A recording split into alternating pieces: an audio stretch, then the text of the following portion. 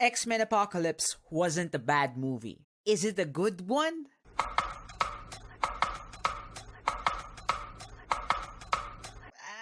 don't know. Previously on... Well, at least we can all agree the third one's always the worst. Fun fact, did you know that they were saying that as a shout out to X3, the shitty third movie made by Brett Ratner? Which, funny enough, is representative of this movie. Really?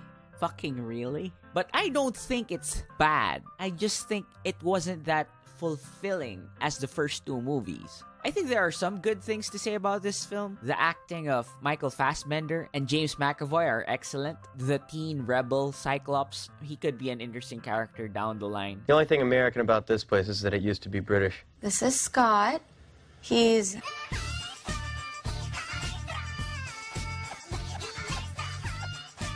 I'd like to go to Scott's boy pussy. Having said that, let's get on with it. We're trying to solve the problem here, Billy. Not like this, you're not. You're not even looking at the problem. We're very aware of the problem. I mean... Okay, good. What's the problem? I got a problem with Apocalypse's horsemen. Specifically, two of them.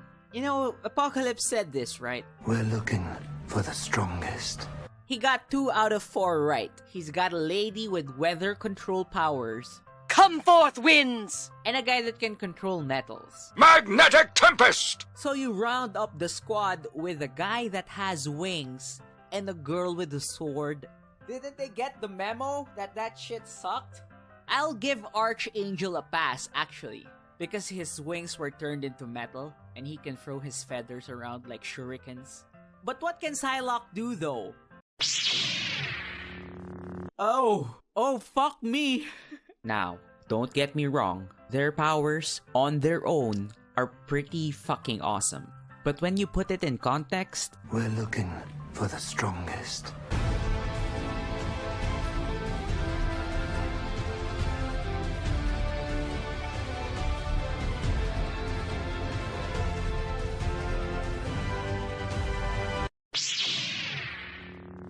And it's like she never has any dialogue for most of the movie.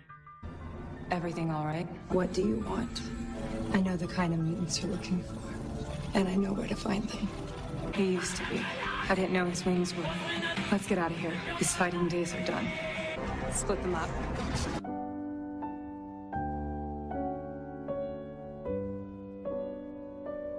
I didn't understand Apocalypse's motivation.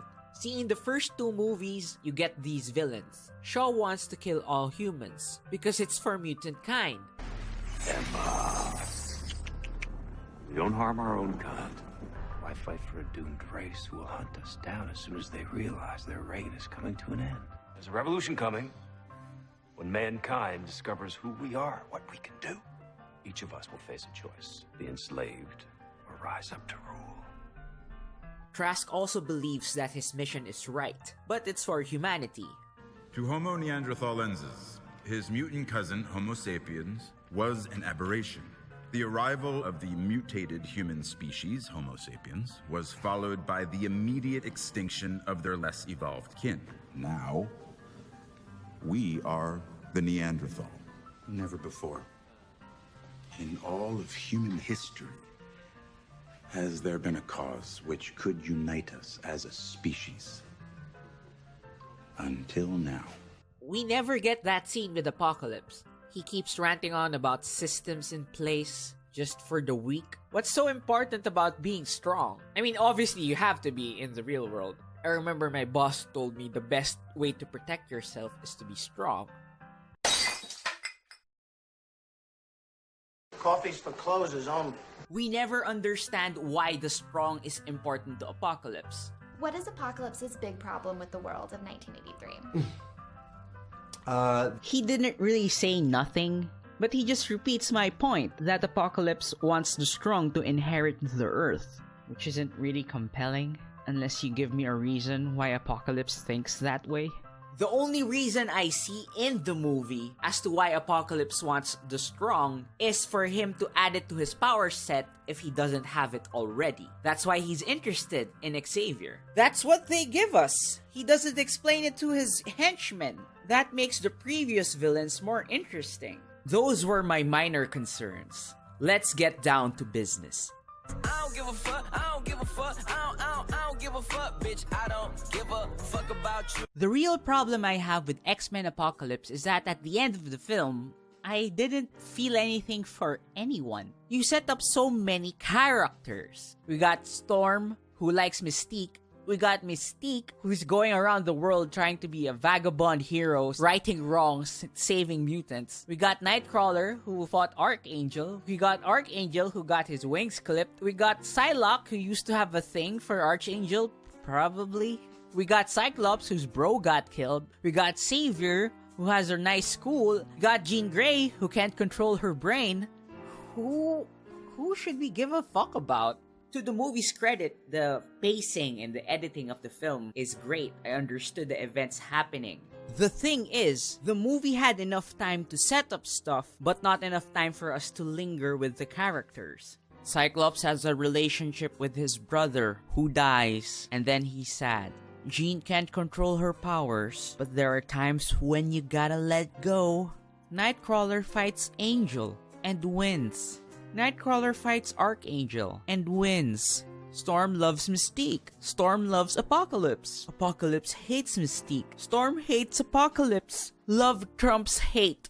Mystique isn't a hero until she decides to be. Savior meets his waifu and gets her back again. What a story, Mark. It's like it missed the point of a character arc. You gotta let us stay in the middle. That's where I decide whether or not I should care, based on the acting, the writing, how you develop these characters. It skipped to the end, so I kinda don't give a fuck. There's actually a character here that had a good chance to make me care about the movie, but we'll get to that later. See, the past movies had many characters, but they fixed this I don't give a fuck problem by focusing it on certain characters. First Class is basically the rise and fall of Magneto and Xavier's bromance. You care because you see that their friendship was at some point genuine. Us turning on each other. It's what they want. I tried to warn you, Charles. I want you by my side. We're brothers, you and I. All of us together, protecting each other. We want the same thing.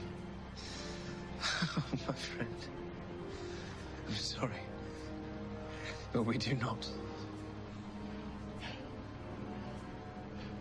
Days of Future Past is actually Xavier trying to get over his own problems, his own shit. Mystique is important because her decisions will change the world. But the outcome would not be positive unless Xavier got over his problems and trusted Mystique enough to be her own person. Get out of my head, Charles! Raven, please do not make us the enemy today. Look around you, we already are. Not all of us. All you've done so far is save the lives of these men. You can show them a better path. I've been trying to control you ever since the day we met. And look where that's got us. Everything that happens now is in your hands.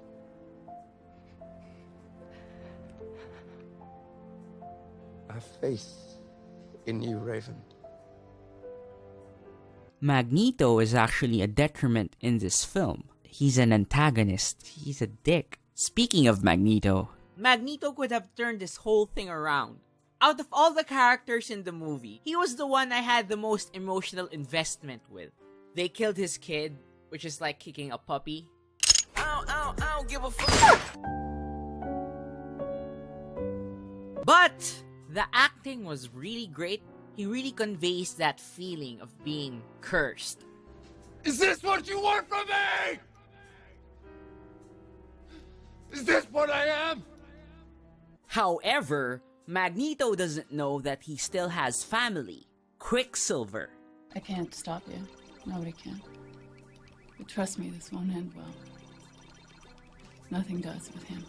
So you got this setup. Quicksilver comes all the way so that he could see Magneto, his father. And Magneto feels guilty that he's indirectly or directly the cause of the death of his family. So you think that would be important in changing Magneto's mind? You betray me. I betrayed them.